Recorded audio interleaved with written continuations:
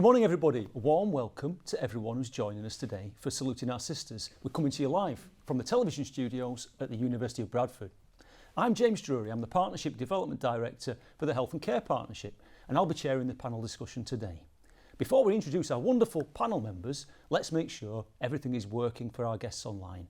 We can't hear or see you here in the studio, but we can pick up any comments or questions that you have for us today. You can also use the chat function on the right of your screen for comments, which will be visible to the rest of the audience as we're going along. And you can use the Q&A button at the bottom of the screen to type in questions to the panellists, and we'll try to get through as many of those questions as we can a bit later. So, it's the start of Black History Month, and we're kicking it off with this session, Saluting Our Sisters, which is the national theme for this month. We have three great guests with us today who will talk from their own experiences or places of expertise around Windrush, decolonising education, as well as race and gender and mental health. We want to recognise and celebrate the achievements that they've personally made and the women that they've been inspired by, as well as exploring what lessons we can draw on for our own organisations, for our people and the communities and the population we serve, by recognising and understanding how race and gender intersect and the unique challenges and opportunities that are faced and can be addressed. So this is just some of the areas we'll be discussing with our panel today. So let's look at who's on the panel today. We've got an exciting lineup of speakers.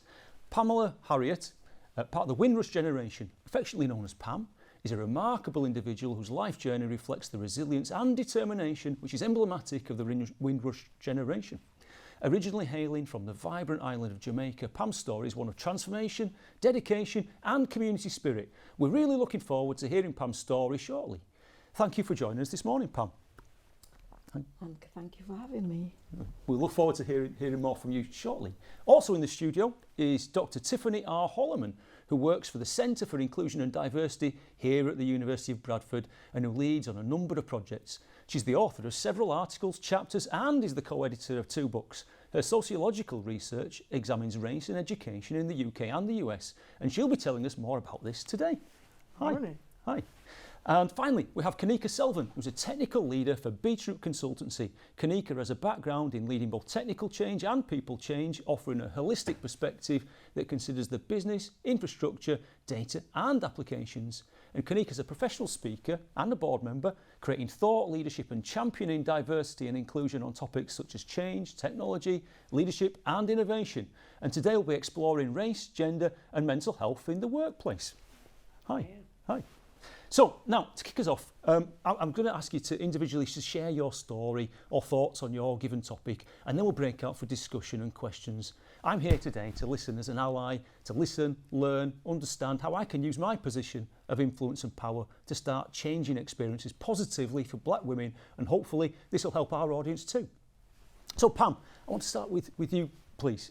Your story is incredible and your career is really quite varied. Can you tell us how you came to be part of the Windrush generation and what your journey looked like in the UK? I came here when I was 10, but before that I was part of the Windrush generation because my dad came first and then my mom came after, and then after that I came. And so I came here when I was 10 and I went to school in Bradford. I went to Rotary School in Bradford, and that was an experience. Sometimes when I do think about it, it wasn't easy, it was hard, but with determination. And I had my mom, she was very sort of like, you know, you've got to do it, you can't just, I used to run away from school because I just didn't like the names that I was being called and the touching my hair and looking at my skin and all of that, and then surrounded by all these white people. So I used to run away from school practically every day. So each time I ran away and go home, my mom would pick me up back to school. So eventually I sort of settled in and I stayed in school and enjoyed the rest of my school years, but it was really difficult for me. Coming from Jamaica, where I was surrounded by my own people, whether we have different shades of skin. There was black people, there was brown people, there was thing. But one thing that I can remember when I was at school in Jamaica, in my junior years, my teacher, she was from Venezuela, and her name was Mrs. Holberg, and that is still there for me up until today. And so moving on from that, I left school. I did a youth and community work, training in Bradford, at Bradford College, and I worked in a youth center with young people, and I did some work around, I would say over 25s, and that was very interesting. And then I've decided that I want to move from Bradford and go to London, just to sort of, establish myself more, because I think my sisters was there and my friends from school was going down. So I thought, I don't want to stay in Bradford. I want to venture out. And so I did. I went to London, and my first job was working in an office, and it only lasted for about less than 6 months because I couldn't fit in, because I didn't see myself as run in an office 24/7. I'm that person. They see me, I'm like, I would say, an extrovert. I like to go out, I like to meet with people, and especially working with young people. So my first job, what I did as started my social work career, was working in a residential unit in London, Brixton. So I don't know if you know about the Brixton riots, but I was part of that. Well, I was working in the area, so I had first hand of what was going on. And also when those, I think it was either 12 or 13 young people that got burnt in the fire in Deptford. So I was all part of that, because the unit that I worked in, some of the young people there had friends that died through it. So it's taking them through that and spending a lot of time with them. So that is where I started, developed, and then I went on to work on a living care project, working with young people that have been in the care system, the Rita age, where they're going to be branching out now on their own. So I did a lot of work in preparing them to live independently. And then when I left, I ended up with doing some work within the criminal justice. So I worked then in the yacht with young people. You know what it's like, young people getting into trouble. So I did that as a specialty worker around drugs and alcohol, and also looking at the knife crimes that was going on and see how changes can be made. And there I stayed there until I semi-retired and moved to Bradford. So here I am, back in Bradford, working on a semi-independent project, just on a temporary basis, because when I'm semi-retired, I need quality time for myself and also to do the things that I want to do, which I've not been able to sort of do that. But here I am, and I'm enjoying now the work, what I'm doing in Bradford, and also, so I work in Leeds, and I also work in Halifax and Dewsbury, working with young people in like educating them and preparing them for the outside world. So that's where I am now. Wow. So thank you for that Pam. You've clearly got a massive experience there, and many of those events that you're talking about are things that we've all heard about over the years, and you've been there with first-hand experience of them, and to be able to bring some of that back to Bradford now and to help the next generation of young people is amazing. So thank you. We'll look forward to hearing a bit more about that in a little while. Okay. Let's turn to Tiffany next. So Tiffany, you've been exploring in your academic research around education and segregation, and you've come to Bradford and are a doctor here at the university. Tell us a bit about your journey and how you got to be where you are today. Sure. Well, from my accent, most people know I'm not from the UK. I'm originally from North Carolina.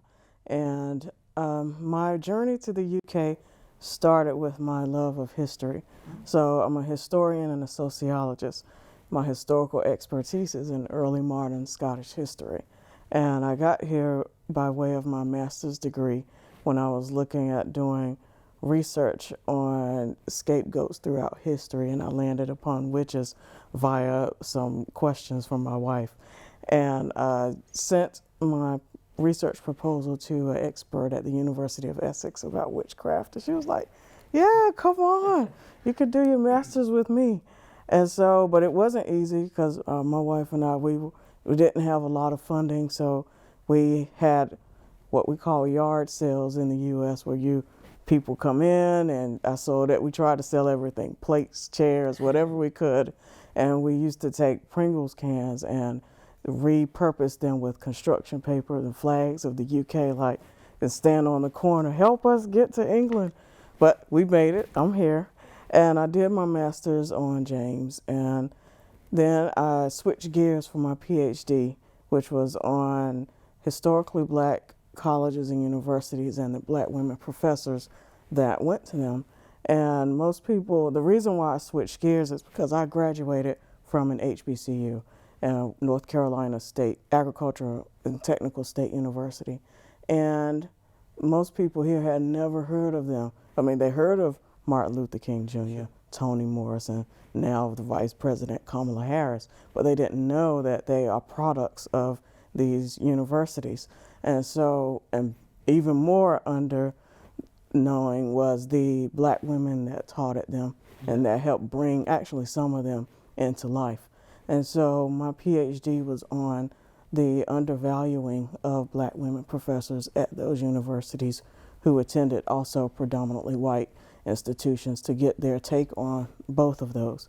And I did my PhD at the University of Leeds, and I landed at Bradford through Professor Judy Archibong, and I currently work on helping students get into postgraduate research. And I find that I like what I do because it's almost as if I'm bridging the gap of the HBCU experience that in the U.S. with the university that is, to me, is close to an HBCU in the UK, and that's what I do. Right. Thanks, Tiffany. Tell us, HBSU? HBCU. HBCU stands for? Historically Black Colleges and Universities. Thank you very much. Oh. Thanks. This will be fascinating, and I can see already that there's some inspirational black women there in your studies that have paved the way for others. Let's turn to Kanika. So I understand you're recognised not just for your technical expertise, but also being an inclusive leader, a professional disruptor, and for building diverse teams. I'm keen to learn how race, gender and mental health in the workplace all intersect. Can I start by being disruptive and saying the only reason I know HBCUs is because of listening to Beyonce music? Really? Yeah. Oh, Homecoming. Completely. The whole album. Yes. I knew what I was Googling that straight away. Right. I think she's very undervalued for how much she pulls us all together in understanding a black female experience. Awesome. And then I'll answer the question. Just to say, Beyonce needed a sideline. I'm Kanika Selvan. So I have a kind of career in technology and technical implementation, and as part of that, I started Beetroot Consulting around a year and a half ago. And one of the really kind of key things in that is I think I had realised as a woman of colour that a lot of my working career, I hadn't really used my own voice. Yep. That I would go out and never see people who were, especially in technology, which, you know, I'm entirely biased, I think is the place that really transforms a lot of experiences for people, and it's a great opportunity for driving inclusivity. You know, I didn't see anyone who looked like me, sounded like me, was leading like me. And I think that what then happened is when we set up Beetroot, the idea that actually we wanted to do some really clear stuff around building into our working practices how we're able to use technology and get organisations able to use technology as a way to drive inclusivity. But as well as that, I think that I felt, I wouldn't want to say oppressed is a strong word. I think I felt like I when I was employed, I had to follow the party line, whereas now we and I spend a lot of time on panels and doing speaking and talking on LinkedIn, just around saying this is actually the experience of working as a woman of colour in the UK, in the workplace every day. You know, that is from talking about, okay, today I was in the office, but actually I was getting my hair braided for 7 hours and I drove 2 hours to get there because I have a very specific braider. And, you know, I did XYZ work and, you know, just thinking about, you know, unearthing a lot of the things that I think that we're often taught to hide, talking about a little bit more openly about, especially when going self-employed in technology, you know, you want to work and work and work and work because you think that's the answer, and recognizing how much from a kind of a gender, a person of colour in the workplace, a mental health perspective, that real grind culture is so embedded. You know, this work 5 times as hard, and but you know, where will you get to? But actually, what you get is burnout and mental health problems.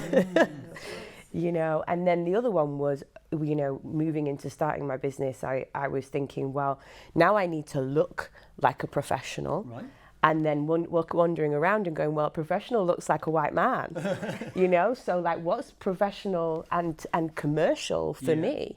And working out how to rethink and challenge some of those ideas of professionality. Sure. Because actually, I don't think that any of us will get on if actually, you know, leadership requires us to not, I don't think you should turn up with your whole self to work, but at least turn up authentically to work. You know, I don't think anyone needs all of our personalities in the workspace, but like, yeah, exactly. Yeah. So I think the journey for me is in, you know, yes, the work is using technology to try and drive greater inclusivity and change into organisations. But more than that, I think it's that mission around going, let's just tell the truth. Yep. Let's just tell it really honestly. You know, and a lot of that I think is threading through some of the stuff that is about unpicking how in the workplace sometimes we're carrying some of this kind of generational trauma, you know, and some coping mechanisms, especially as Black women. That's fascinating. You know, it really gives me something to think about what else might be going on for people at the same time as all the other stuff that we're all dealing with at work that would otherwise have just passed me by. It'd be great to pick up more of a conversation about being the authentic version of ourselves, whether we're at work, whether we're at home, etc. So thank you for that. This is going to be great. So now we've got some questions we'd like to put to all of our panel members in turn. And don't forget, we'd like your questions too, so please pop them in the Q&A on Teams and we'll fit in as many of those as we can at the end of the session. So I'd like to start with this one. Which women in your life have inspired you and why? So Pam, can I come to you first? My mother. Yeah. And because she came here and it was very difficult for her, but she managed to become a very prominent person in Bradford. And my other person is Maya Angelou. Yes. And her verse for me, which always stays with me, is, you know, she said, you might knock me down, you might trample over me, but still I rise. So when I look at that and compare to when I just came here, and it was what it was like for me during my school years, and how difficult it was when I was faced with, you know, calling all the derogatory names like, look at this nigger, look at this, you know, this monkey, and your hair, you need a bath and all of that. Still I rise.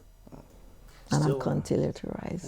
Wow. So your mum must have had tremendous strength, you know, to keep saying to you, no, go back to school, go back into that environment when she's thinking, you know, this is my child, and I'm sending her to a place where people are hurtful to her. But she knew what she was trying to achieve for you and had that determination. Yes. My mommy was a trooper, and she does that for all of us. And my dad would be, your mom will deal with it. So each time, so if it's not my mom taking me back and you going back to school, it would be my dad. But I more see my mom more. She was a force to be reckoned with, my mom, and I look to her all the time. She passed away many years ago, but I do still look. And what I've done is that I've used some of my mom's transferable skills, and I was able to pass it on to my 2 girls, which I'm very proud of, because they're more doing the same thing like what I'm doing now.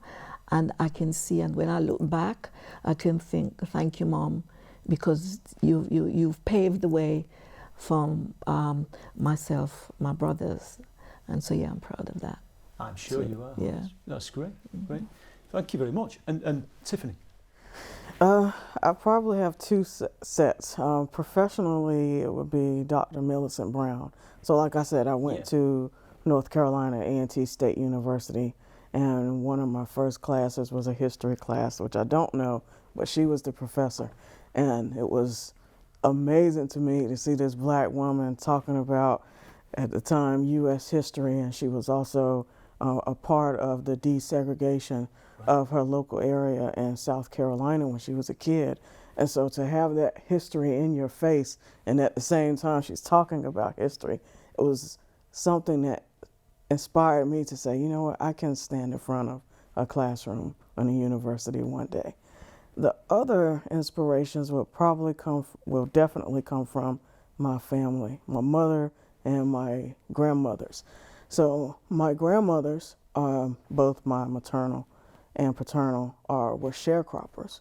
I don't know if you all are aware of what that is, but it's after slavery ended in the U.S., they had a system in place where black people could work on, and white people, poor whites, worked on a farm that wasn't theirs, and they had to work for the plantation owner still and just receive a small amount of income typically once a year. And so my grandmothers, who are both still alive, by the way, this isn't like yesteryear, they went through this, couldn't finish their education, and all of that. And for me to be here is like I'm paying homage to them. And my mother, she graduated from high school, but who's still active and trying to always grow and learn, and I'm proud of that, and it's just amazing to me. And I'll probably say my newest inspirations would be my granddaughters. Wow. Yes, but being able to show them that you can do anything, you can go anywhere, and Grammy's got you. And so, and hello to my mother, who's probably watching this in North Carolina, 5 o'clock in the morning right now. Hello to Tiffany's mum, inspirational lady.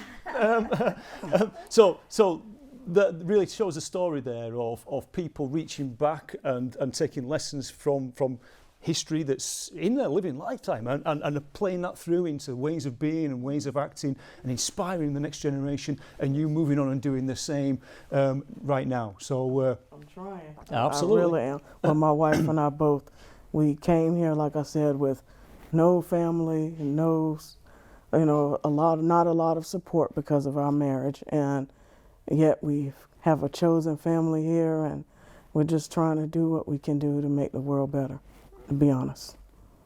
Wonderful. So, Kanika, inspirational women. I'll categorise as well, being that that's allowed.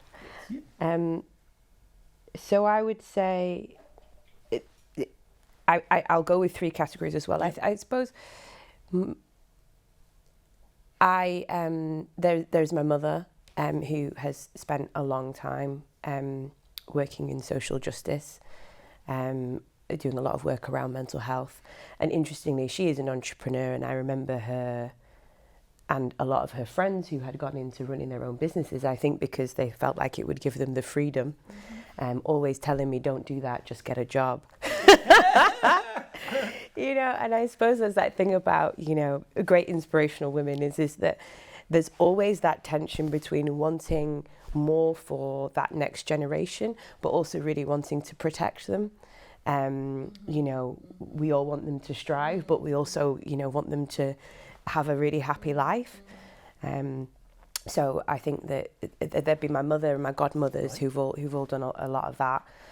My other one would be, because I can't quite not ever reference her, I sound like I'm obsessed, but there'd be Beyonce. Right. And I think when I say that, I suppose I say, I'm of a generation where she was probably, I want to say maybe she's kind of 6 years older than me, and started out in her career really young. But there was this really pivotal moment that was, yes, she's successful at delivering music and she sings very well. But I suppose what I feel like I've watched in her career is, from going from a very young age, not having a kind of formal education in that kind of academic way, her then going on an incredible journey of deciding to go, solo. And I remember to this day when she went solo, and I remember being scared. Like, she was my friend, and I was like, this is very high risk, Beyonce. She let out, work it out, and I was like, but what if it doesn't do well? And it kind of was mediocre, and I was scared.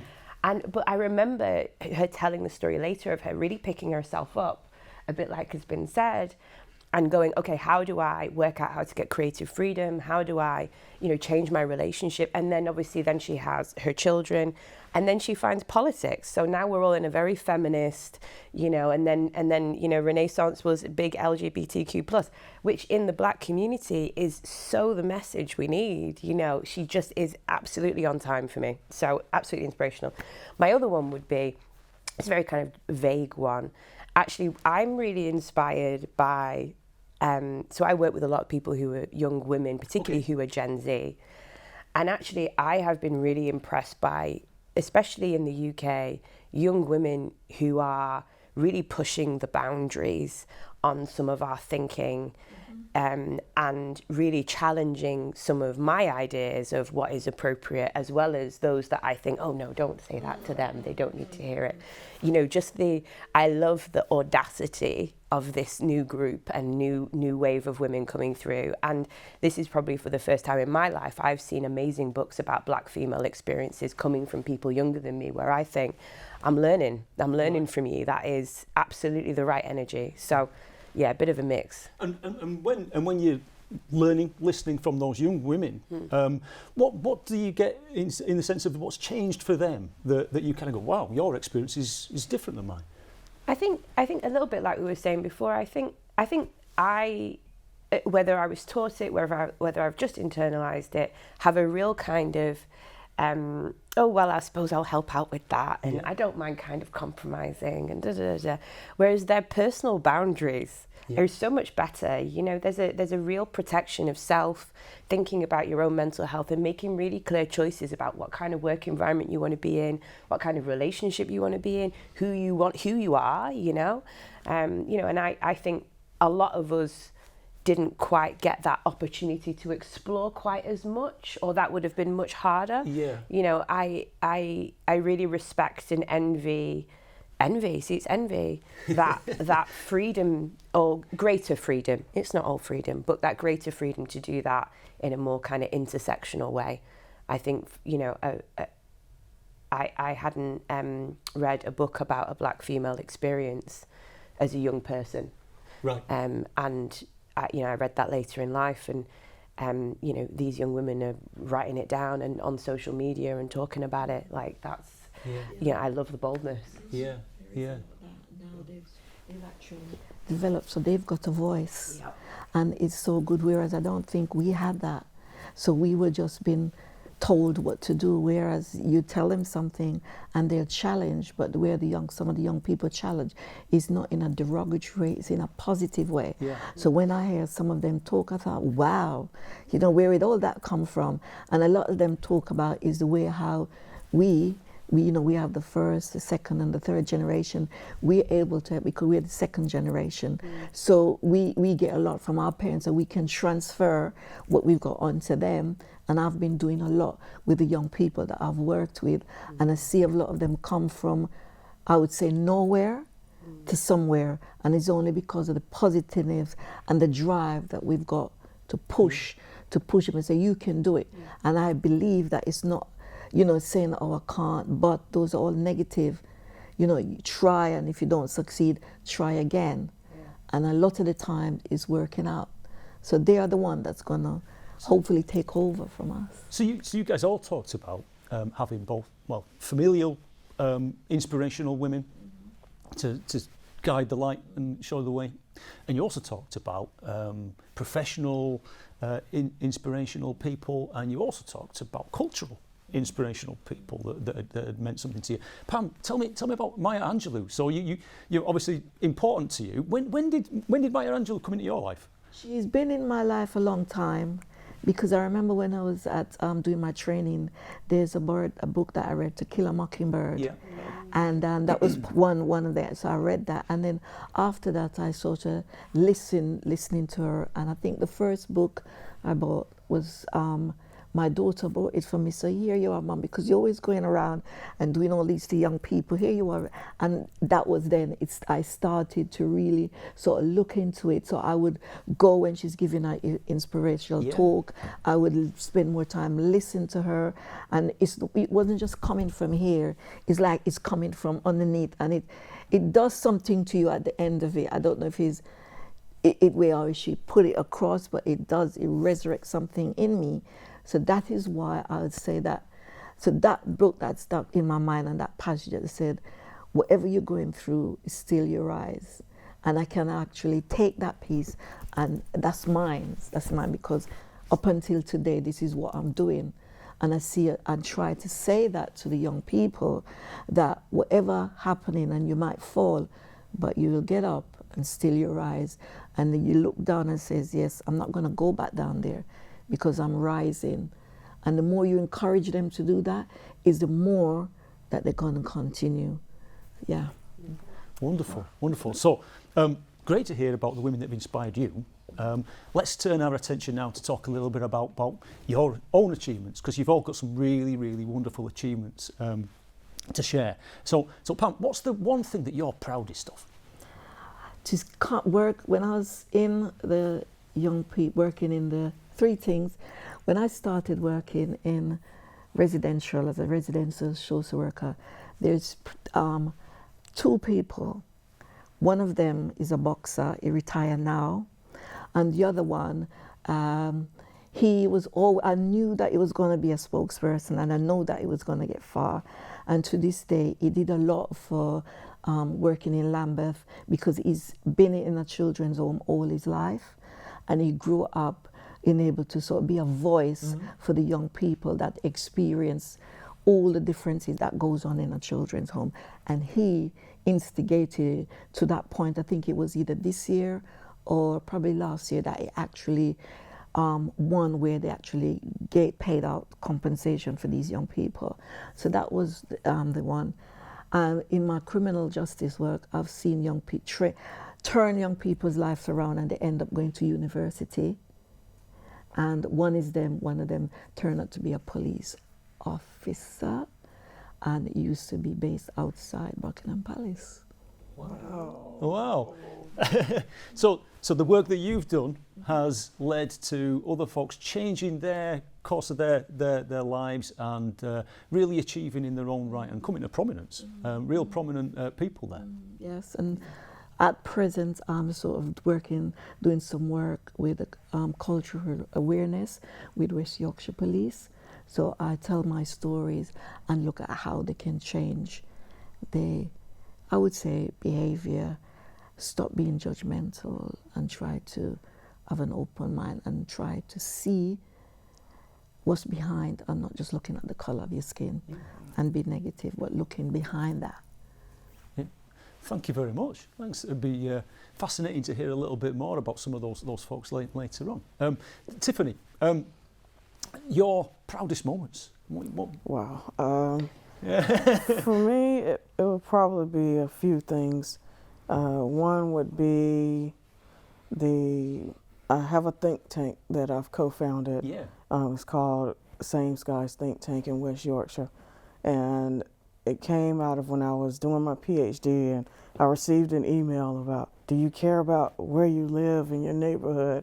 And of course, in the midst of a PhD, I'm like, I do care, you know? And so, and it was like, come meet at this space in Leeds, and I met these guys. My wife and I both went, and I met people from mostly West Yorkshire and Manchester. And it was about how to bring the community together, how to be more inclusive as a region. And I, started going to meetings, and my wife had to focus on her PhD, and I was still doing it too, but I continued to go. And then we went from Same Size being just a citizen-led network to also the think tank. And that's probably one of my proudest things, because it's like, yes, I'm from rural North Carolina. I sound different. I'm black. My wife and I are probably the only black people in Morley for a time, let alone the only black married couple gay couple there. But it's like, I belong here, and I accept that I'm protective of this region and my new chosen family that lives within it. That's one thing. Another thing would probably be the projects I work for at the university, which is Brad-ATTIAN and YCEDE, which again helps students from Black, Asian, and ethnically minoritized backgrounds go into research. Because again, like me, you can't imagine yourself, or you do imagine yourself there maybe, but when you have someone actively working to help you get there and see it within yourself, I mean, I can't explain how honored I feel to be in that position, to have that. And also my latest book, which is called COVID-19 and Racism, Counter Stories of Colliding Pandemics. And it's about, while COVID is over, the pandemic of racism still continues, and the collision of those during the height of COVID and what various people experience. I'm talking about Asian people, also Muslim people having to, be separated during funerals. For my chapter with my co-author with my wife, Dr. Holoman, we talked about the HBCU medical schools that used to exist. There used to be loads of them, but they were shut down, and how that played into vaccination reticence amongst Black people because we never trusted the medical system fully. And so those three things would probably be what I'm proudest of. Wow. So there's a few things there for us to go and look up after this then. Same Skies think tank has a website. There's plenty of material on there that's been created.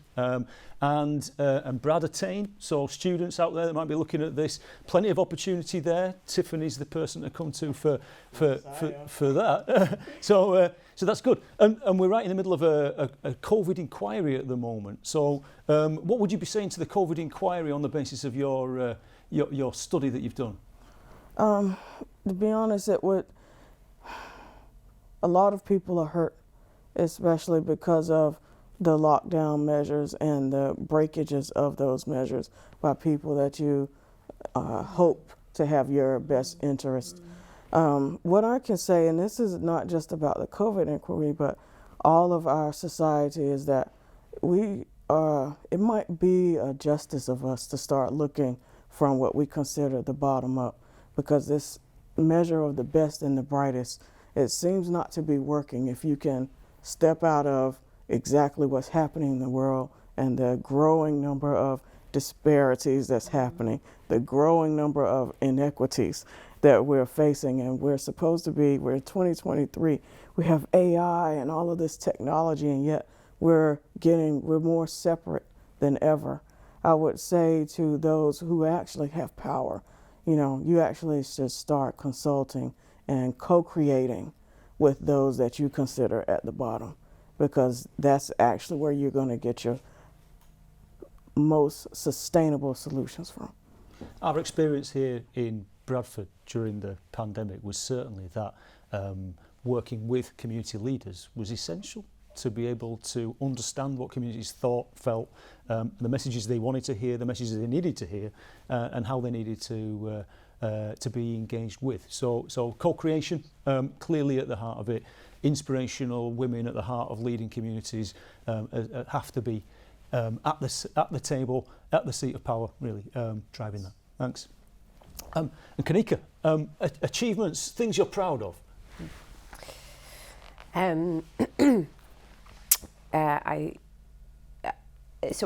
My day job is technology.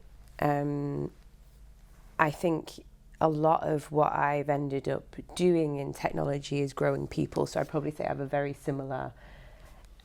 I've taken a lot of joy in working with people who can't always see that potential within themselves, creating opportunities with them for them, and then enabling organisations to see the value of that.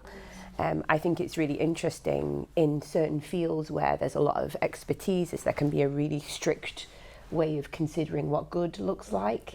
And I think, I believe academia may be similar, but tech is one of those spaces where your ability to develop is very much, okay, I can build that tick, which makes it a great place to get into if you're from a minoritized group, because I can prove I can do everything on the list. It's not about how I sound when I say it. The challenge then is, and this is the bit that I suppose I'm quite proud of, is the number of people who I've worked with who have then been able to take the next step.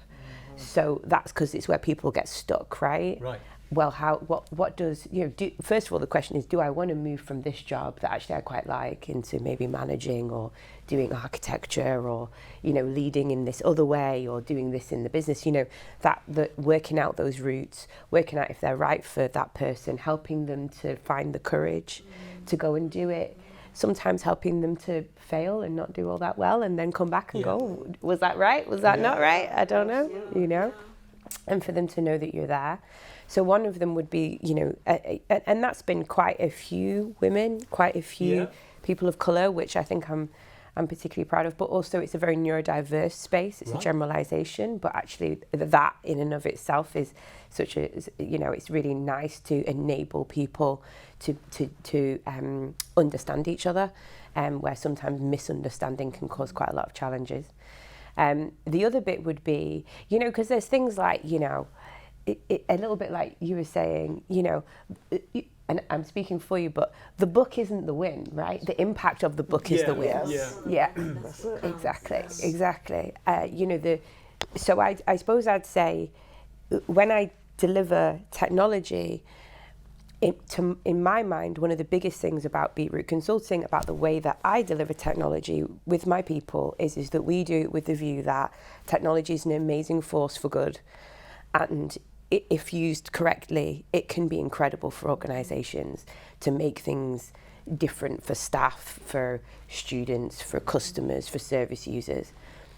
And there's this moment when a staff member or a customer sees what technology will do for them. And it's, I like to call it a kind of do you believe in magic moment? Because, people are like baffled by what technology does. I mean, I'm still baffled by my phone. But, it's that moment when they see what it does. Yeah. It's been built. They see how it's going to undo things that, automate something or go really quickly or connect them with something or it's going to solve a problem.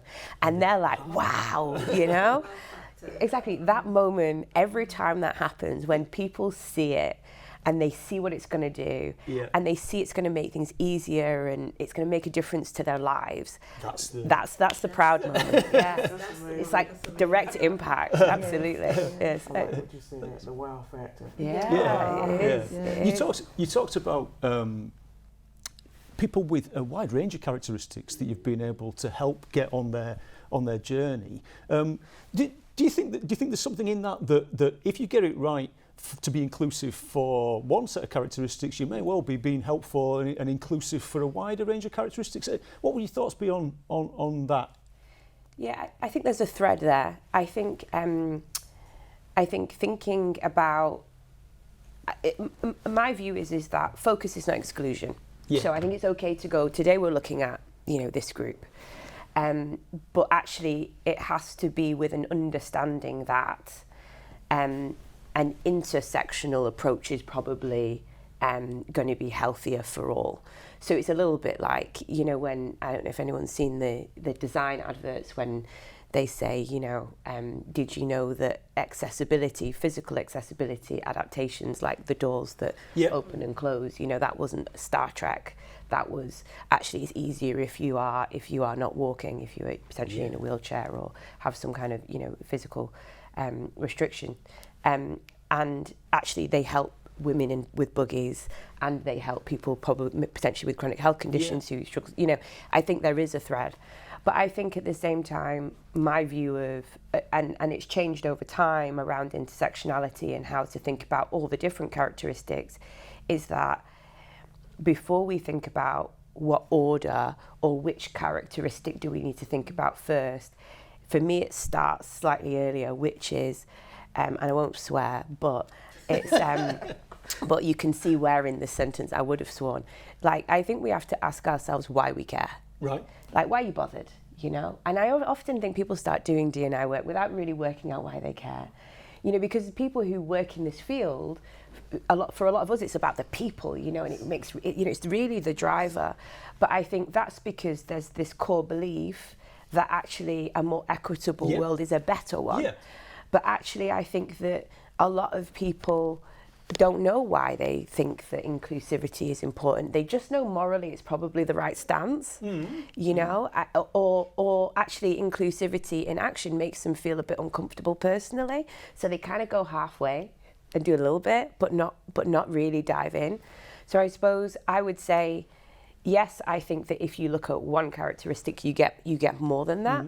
But I suppose I think more than working out your actionable routine, for me, it's more important that especially leaders work out why they're bothered. Personally, like go home, read a book, get in the bath, think about it, and then come in and actually make a decision about whether you're going to do it.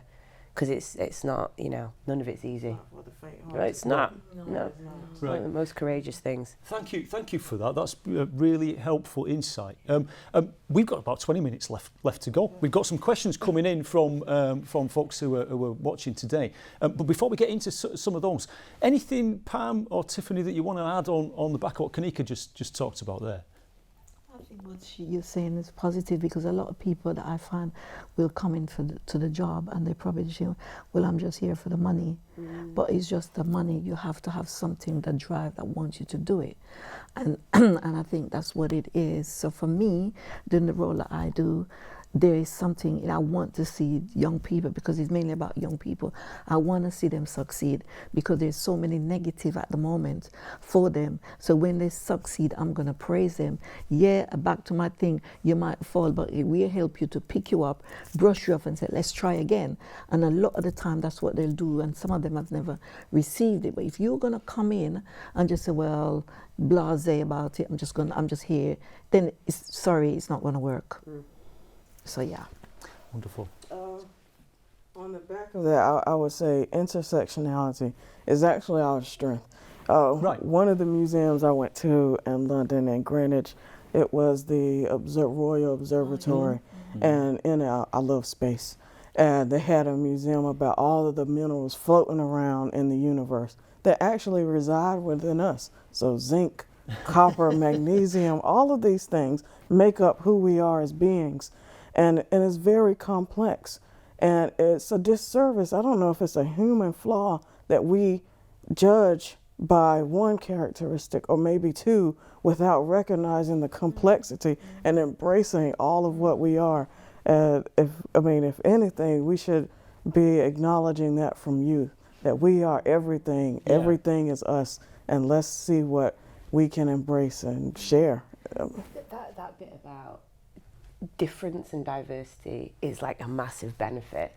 You know, I think it's so powerful, right? It is. And I think if you walk into meeting people and you see people who are different from you, and that makes you interested, like that's the great place, you know, that it needs to come from. Absolutely. Yeah.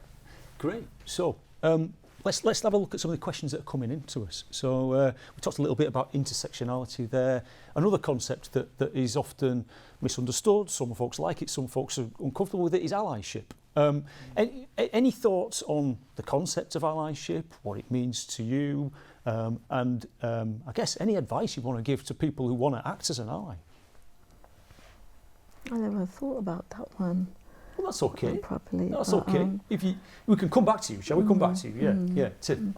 For me, when someone talks about allyship, I think about a 1963 or 64 interview that James Baldwin had with Kenneth Clark. Yep. It's actually on YouTube. Is that the Oxford Union one? No. This is not the Oxford one with Milton Friedman.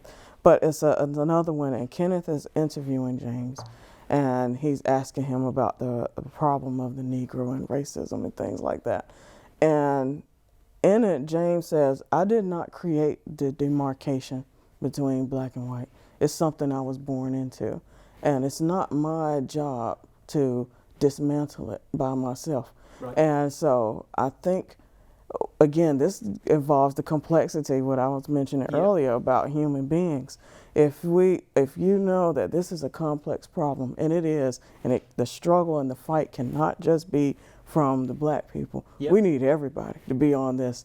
And again, the way the world is maneuvering, there is little room for people to be on the sidelines.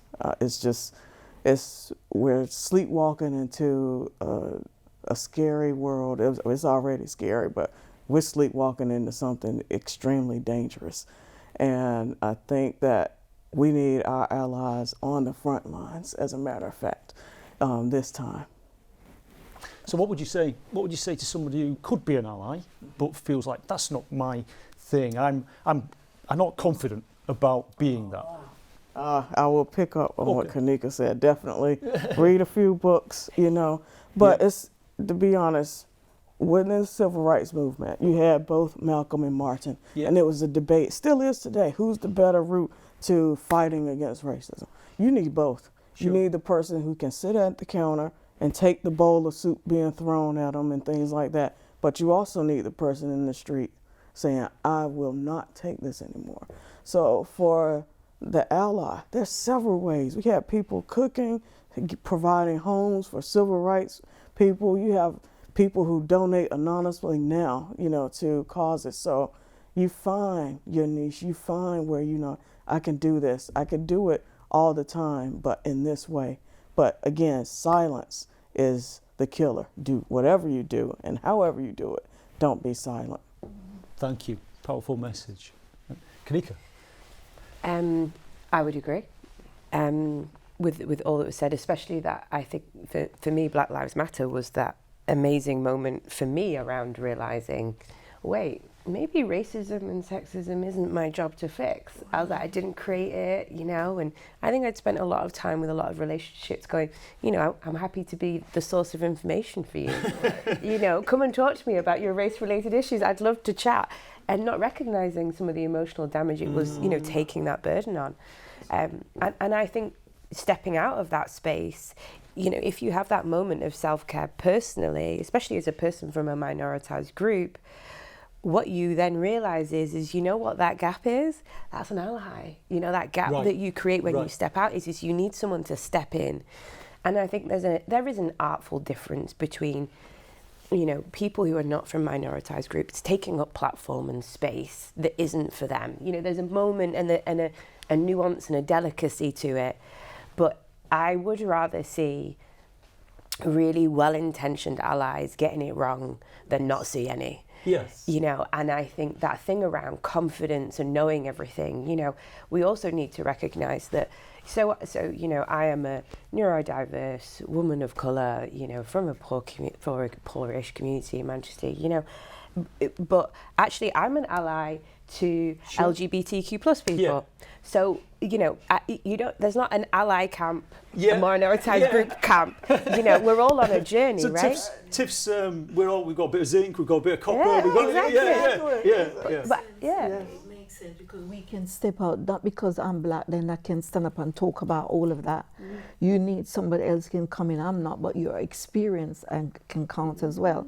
And a lot of people will stay out of it because no, it's better off you saying it. No, you can say it though, and I will back you up, but it's not for me to come up, because that's just how things will go forward, is when we can support. And if like that, a holistic approach, so it's not just one individual, and that is the way how I see myself when I'm coming. Like I work in whereas in London, for example, there were the majority of us was black. Up here now, where it's not like that. Sure. So don't ask me to, because I'm black, to do it, because I'm not doing it. You can do it as well. Yeah. I'm here to support you, but I'm not gonna take you and say hold your hand. No, I'm here to support you, because we used to doing that. So if you can sit back and you can do it, we'll support you. And like you said, and then don't pick on all of that because of. Yeah. So that's really helpful guidance for me, for all the folks who are watching, listening today. You talked a little bit, Kanika, about the weight it puts on you to constantly be the one that has to solve the problem or have the answer or etc. And you've all talked about inspirational women who you know shoulder the burden in order to be able to provide that inspirational platform for you. What would your advice be? So if you were trying to talk to other black women who are being strong and pushing things forward here, about looking after themselves, in the midst of doing that, about looking after themselves, looking after their mental health, looking after their well-being, what advice would you want to give somebody else about how to do that? I would just say, you know, as you said, to take time for yourself. And that is so important, because you've got to, in order for you to give, you have to receive. Right. And receive, you know, whatever it might be, reading a book that's going to help you to elevate. Simple things like, you know, just chillaxing, just, you know, and get yourself into that, and then you can move forward. And I always says, you know, use your head to think about what you're going to say and where you're going to go before you start, because the tongue is very powerful. So once you reel that off, you can't take it back. But if you sort of sit down and think, okay, you know, this is what I want to do, and forget about the negative words, and just use your faith. And a lot of us, is our faith that will carry us through, because if we start to build up this fear, oh, I can't do that. You know, like when I was coming here today, I'm thinking, oh, I've never done it before. It's going to be, you know, but all I kept saying, my faith is going to make me strong and everything. So I came and I was fine, because that fear is no longer there, because it's my faith. And I think if we look at it like that, we can climb. You know, we need to climb and maintain. And that's what one of the things that we as black women are doing, and we're helping others to do, is to climb and maintain. That's it. So take that time for yourself, make sure that whatever it is, whether it's faith, whether it's chillaxing, you do that thing that enables you to come back and keep coming back. Yeah. Thanks. Tiff, any tips from you? I'm going to piggyback off of what Pam said. Oprah, and I'm paraphrasing, in one of her motivational speaks, she talks about the ability for her to do what she does, which is to help I guess you could say, foster others being the best at whatever they want to be, is because her cup is personally overflowing, and she can actually have the space to do something else for others. If I can say anything, it would be for black women to recognize what fills their cup, what gives you joy, and whatever it is, make sure that you have a boundary set up so that that's overflowing before you actually start to pour out of your cup. And that way you're not actually pouring out at a deficit, but it's actually what's left over. And if anything, I can say, again, make sure that you know your boundaries, and they'll probably change over time, but get in touch with who you are, what gives you joy, what gives you peace, and use that to replenish who you are. And like Kanika said earlier, we're in a space and time where you can actually do that. And as black women, that we didn't have that. We were so busy on the grind. And now you have the time, you know, to step back a bit and say, you know what, I need to take this for me. I need this day for me. I need to take this trip for me, whatever it is, and relish in that, because that's a privilege. Yeah. And what helps you then? What are the things that make sure your cup is flow over? Oh, okay. So, one of the things is I play chess. Right. My father, he was in the Army, and he taught me when I was a kid, and but he did it in a very militant way. Like if I lost, I had to drink something gross, that sort of thing. But playing chess, also reading, and playing the NES games. So for those who don't know, I don't have a PlayStation or anything. I tried, my son tried to teach me. I can't do that. I'm still Square Mario, you know, the thing. And so that's me, you know, playing the first Mario and things like that. And also fishing. I love fishing and traveling. That fills my cup. And tomorrow's my birthday, and I'm going to Belgium in a couple of days, so that's going to fill my cup. Well, happy birthday to you. Thank you. It was my birthday yesterday. Wow. Oh, happy birthday, Kanika! Wow. So, Kanika, your thoughts on advice you'd give to others around looking after yourself and thoughts on how you do that for you? Yeah, so I agree with everything that's been said. I think, I'll try really hard not to repeat it because I think they were really good points. I suppose the bits that add with that would be, I won't ever want to be anything but a woman of colour. Like, I love it. Like, I love it. I love who I am. And I think we spend a lot of time as women of colour kind of trying to hide and minimise to lessen our impact. And I think when you realise that actually, you know, some people might not like the sassy way in which I deliver feedback, because I'll be like really honest and then laugh. I'll be like, oh, that was a bad piece of work, ha ha ha, and everyone laughs, right? You get away with it, you know. And there's something about, you know, it's a real step into choosing to look after yourself when actually you are taking that time to love yourself and who you are and all those parts of you.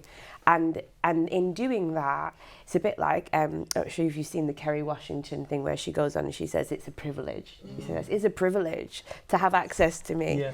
And actually what she's talking about is this idea that all the people that you engage with in your life have an impact on you. You give them time on your phone when you go to work for them, when you have them with your friends, your family. And actually I think in being really considered about what organizations you want to work for, what manager you want to work for, what team what projects you want to pick up, what friends you want to have in your life, that has a massive impact on your ability to look after yourself, because those people either ground you or fly you off in various different directions. You know, I have a friend who, when I got my first director job, sent me flowers. She just sent me flowers and she just went, first of many. And I was like, that's the energy, man. And interestingly, that is a real common theme in black women. I'm like, black women will be like, yes, you know. Celebrate. Exactly. It's brilliant. So I think pulling together as a community to be able to celebrate each other is also that self-care. And I love it, you know, I love it. Yes, that's what gives you the drive as well. You know, and for passion. Absolutely. Absolutely.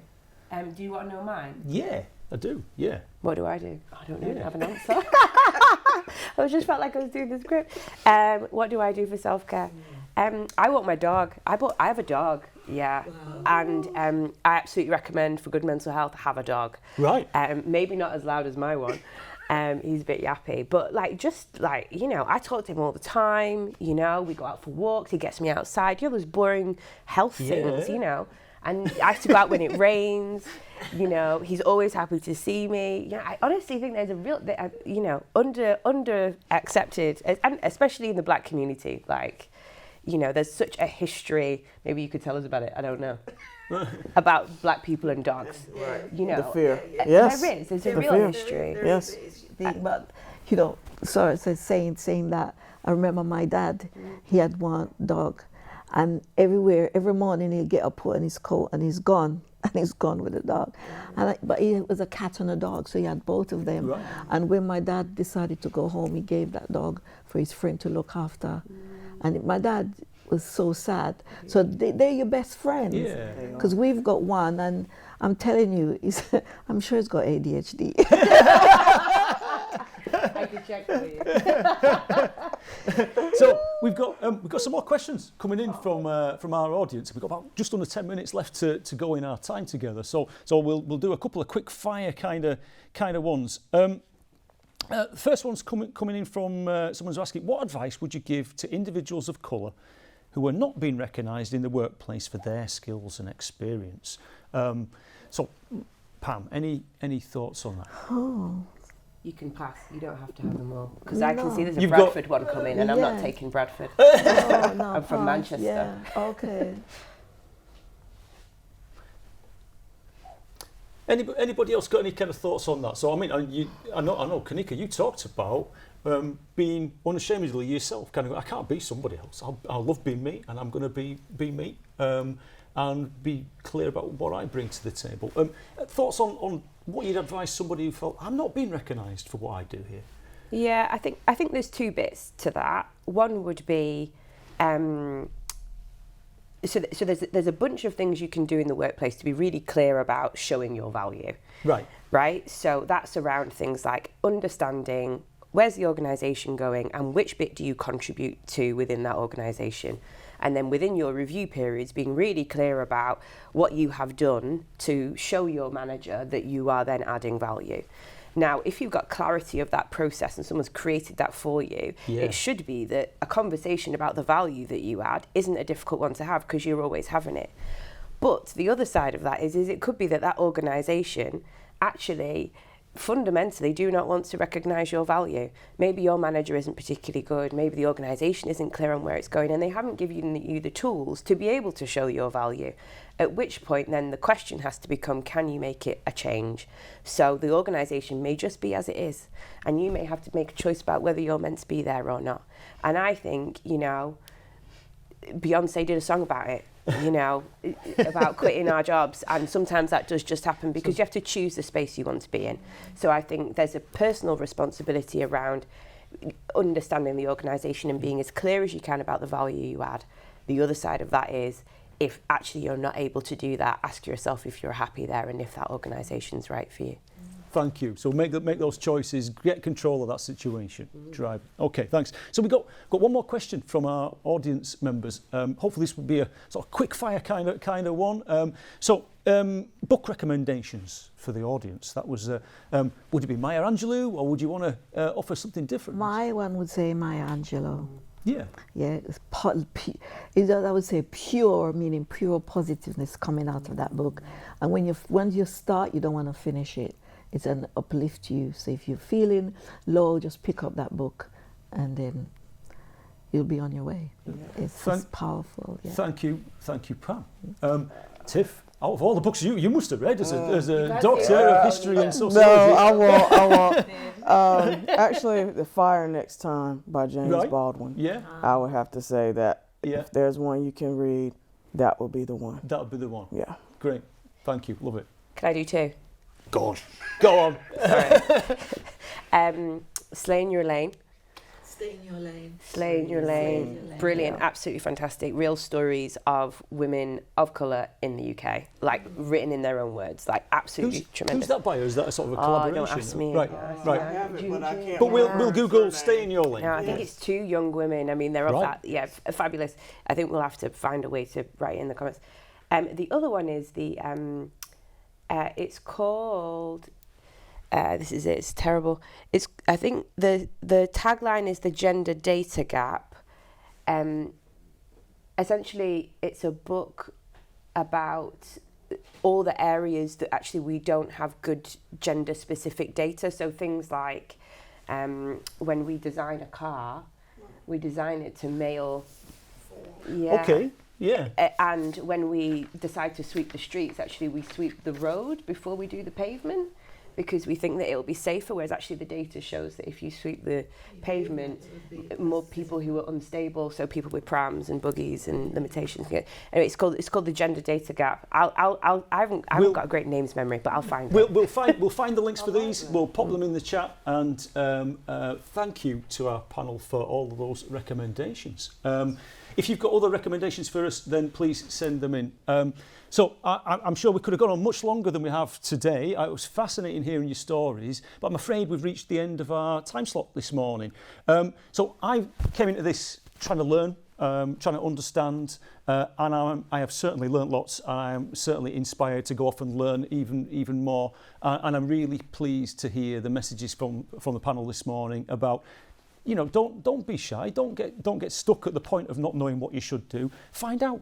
Get engaged. Do something. Own it. We're all minerals and vitamins from around the universe.